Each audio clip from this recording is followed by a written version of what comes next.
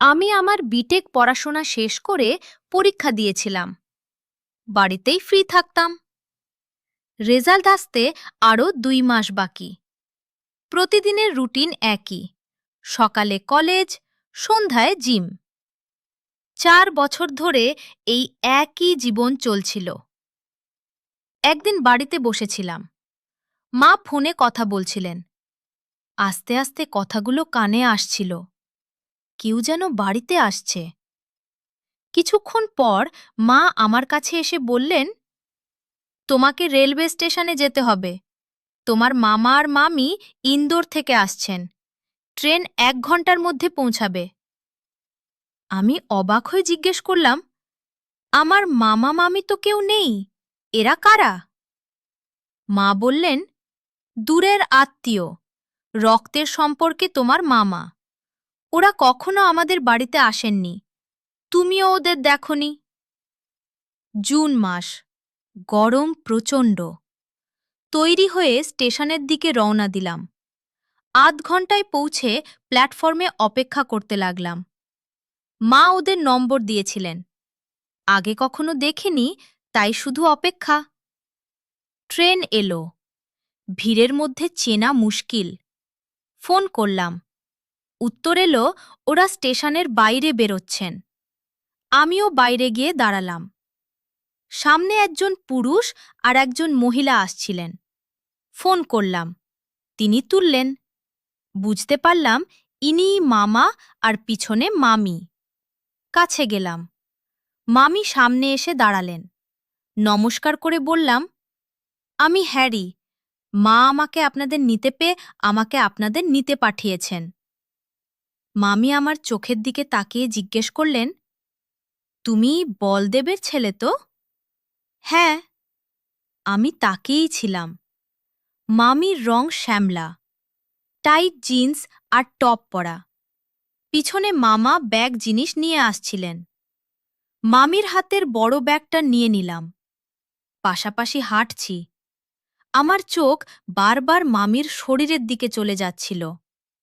রং শ্যামলা হলেও নয়নাক্ষী এমন যে কেউ পাগল হয়ে যেতে পারে। কখনো আমি তাকাই, কখনো মামি আমার দিকে তাকান। আমি হাসি, মামিও হাসেন। মামা পিছনে চলছিলেন। গাড়িতে উঠে বাড়ি পৌঁছালাম। মা ওদের দেখে খুব খুশি। আমি মামা মামির পাশে বসলাম, মনন শুধু মামির দিকে। মনে মনে ঠিক করে নিলাম ওর সাথে কথা বলেই ছাড়ব। সগী মামি তো নন। মেয়েদের ব্যাপারে আমার ভাগ্য ভালোই চলছিল। দুপুরে মা খাবার দিল। মামি এমন কাছে দাঁড়িয়েছিলেন যেন প্রেমিকা। চোখে আলাদা একটা আকর্ষণ। মন চাইছিল চুমু খেতে, কিন্তু পারিনি। টি শার্ট পরো? পরো। আর যদি একা থাকতে পুনম ডাকতে চাও, ডাকতে পারো। কেন? বয়সের ব্যবধান বেশি নয়, শুধু বিয়ে হয়ে গেছে, না হলে আমিও পড়াশোনা বা চাকরি করতাম। ঠিক আছে পুনম, সবার সামনে মামিই বলবো। এভাবে দিন কেটে যেতে লাগলো। প্রায়ই বসে কথা হতো।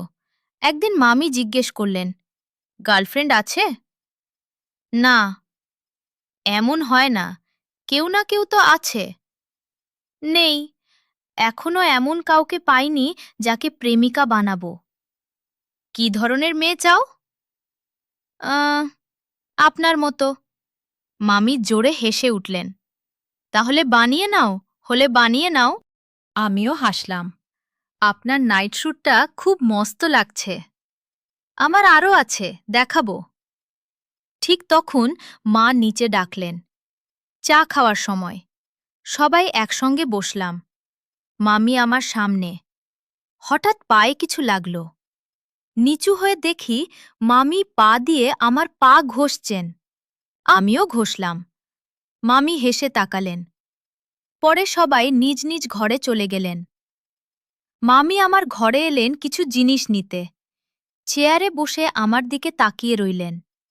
হয়তো কাছে আসতে চাইছিলেন, কিন্তু বাবা মা পাশেই। মামি ব্যাগ থেকে কাপড় বের করে দেখাতে লাগলেন। Shorts, jeans, night suit, mini skirt. Mini স্কার্টও পরেন? একবার পরেছিলাম, তারপর আর না। মামা কিছু বলেন? না, ও নিজেই বলে, যা ইচ্ছে পড়ো। বাবা মা বাইরে চলে গেলেন। মামির বয়স আমার থেকে কয়েক বছরের বেশি, কিন্তু দেখতে অনেক কম। আন্ডারগার্মেন্টের দিকে চোখ গেল। মজা করে জিজ্ঞেস করলাম, নম্বর কত? মামি হেসে বললেন, লিখে আছে, দেখো। আসলে দেখতে চাই। মামি আমার চোখের দিকে তাকিয়ে হাসলেন। দেখো যা চাও। নাইট স্যুটের উপরের 3টে বোতাম খুলে দিলেন। মাঝের রেখা স্পষ্ট দেখা গেল। আমার শরীর উত্তেজিত হয়ে উঠল। হাত ভিতরে ঢুকিয়ে চেপে ধরলাম। মামি তরপিয়ে উঠলেন। হাত সরিয়ে নিলাম। মামি বললেন, আর না, এখন না। তুমি সেদিন সামনে দাঁড়িয়েছিলে, নজারা মস্ত ছিল। এখনো আছে, দেখতে চাইলে দেখো। মামি হাত ভিতরে ঢুকিয়ে ঘষতে লাগলেন। হ্যারি, এটা অসাধারণ। সামনে থেকে দেখো। মামি বার করে তাকিয়ে রইলেন। ঠিক তখন বাবা আর মামার গলার আওয়াজ এলো। বাইরে এসে দেখি মামা মদ খেয়ে এসেছেন। অবাক হয়ে গেলাম। মা বললেন, অনেক রাত হয়েছে, সবাই ঘুমাও। মামা মামি আমার ঘরে চলে গেলেন। বাবা মা নিজেদের ঘরে। আমি ড্রয়িং রুমে শুলাম। পুনমকে মেসেজ করলাম। উত্তর এলো। বললাম, মামা ঘুমালে ড্রয়িং রুমে এসো। রাজি হয়ে গেলেন। চ্যাট করতে করতে জানলাম প্রতিদিন মদ খেয়ে আসেন। ঠিকমতো কথা বলেন না, নেশায় থাকেন। 2 বছর বিয়ে হয়ে গেছে, ভালোবাসার এক মুহূর্তও নেই। পুনম সব খুলে বললেন। একটা কথা বলি? বলো। আমি তোমাকে পরে বাজারে গিয়ে সন্ধ্যায় বাড়ি ফিরলাম। রাতেতে বাবা আর মামা এসে জানলেন মামাকে বাবা নিজের অফিসে লাগিয়ে দিয়েছেন।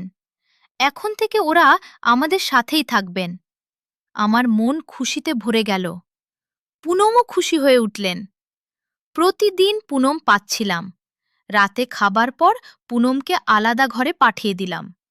সবাই ঘুমিয়ে পড়লে ছাদে গিয়ে আবার খেলা হতো। অনেক বছর কেটে গেল। ভালো চাকরি পেলাম, বিয়েও হলো। কিন্তু পুনমের সাথে মাঝে মাঝে এখনও সেই মস্তি চলে। দুজনেই জানি এটা ভুল, তবু থামতে পারিনি।